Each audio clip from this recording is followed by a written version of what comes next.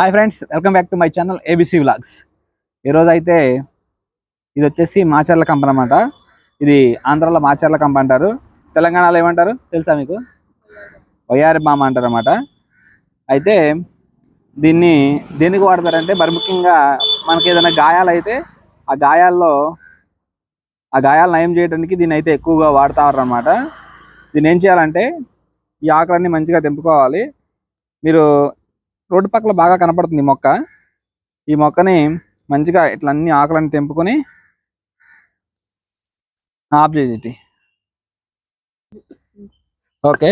దీన్ని మొత్తం మంచిగా ఇట్లా మొత్తం ఆకుని ఇట్లా ఇట్లా ఇట్లా ఇట్లా ఇట్లా నలగొట్టుకోవాలి. మీరు వీడియోలో చూస్తున్న విధంగా ఇట్లా నలగొట్టుకున్న తర్వాత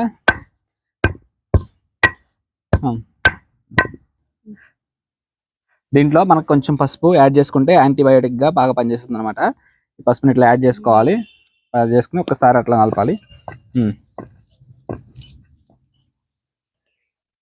ఈ విధంగా దంచిన దాన్ని గాయాల మీద కడితే తొందరగా తగ్గిపోతుంది.